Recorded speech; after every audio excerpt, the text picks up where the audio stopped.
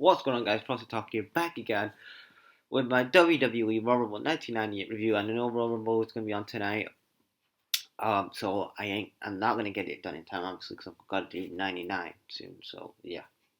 So Royal Rumble 1998. Actually, this Rumble was quite good. This Rumble review was good in 1998, and we were starting to also get the change of WWE.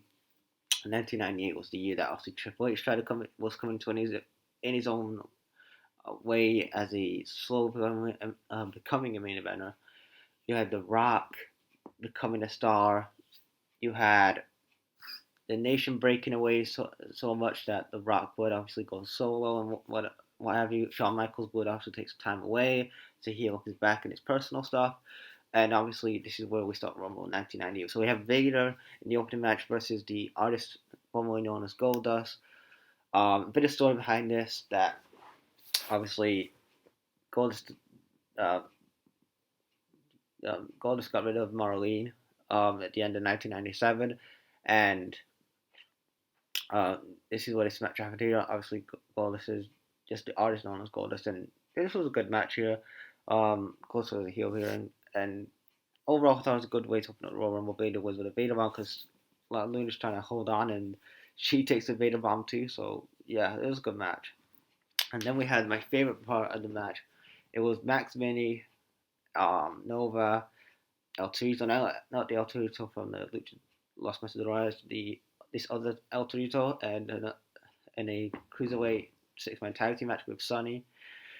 I just had to read this was Sunny 2 years after she became obviously the hottest and most downloaded woman, on AOL in 1996.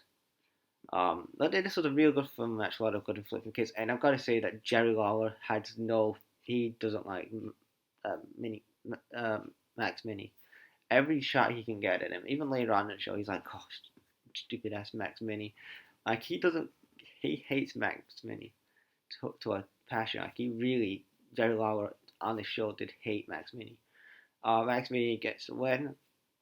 Overall, after that, they celebrate with Sonny, and it was a good match. Right? I really enjoyed that match. That was good. Then we had The Rock defending his Intercontinental Championship against Ken Shamrock. Now, in my opinion, I thought that Ken Shamrock was a very underrated wrestler in the WWF. I always thought that he could have been so much more. And I know in a time that you had an Austin, you had a Rock, and the rise of a Triple H, and you had The Undertaker and Kane, that maybe at least you could give them one title run as world champion. Ken Shamrock, I think he should have been a world champion at one point, but he was a good mid card that should have done more in WWE. But also at the time they had Rock and Austin, and he could never get that chance to win a world title. But these two guys had a good match, Rock and Ken Shamrock. I always thought that these two guys had good chemistry together. Ken Shamrock thought he won the match by making the Rock tap out, but obviously, the nation planted some brass knucks into Ken Shamrock's trunks, and obviously dressed like, "You knocked him out, you knocked him out." And after that, he resisted the decision, and The Rock is still the IC champion. And we had the Legion of Doom versus the New Age Outlaws for the WWF Tag Team titles. It ended by a DQ here, and the Legion of Doom retained. We have the Royal Rumble match itself. So we start off with Cactus Jack comes in number 1, and then number 2 is Chainsaw Charlie. Then let's go down here a bit. Then we have The Rock at number 4, Marsh at 5, Phineas Godwin. Oh, and I also want to say, before this Rumble match started, the Godwins were looking for Austin. They wanted to, because there was a bounty on Austin's head, and whoever would get that, Austin would get $1,000 or whatever it was, and get a chance at WrestleMania. And obviously, before this, the Godwins were looking for Austin. Austin came in, but he didn't come into the building. He came in through the crowd. Then we had 8-Ball come in at number 7.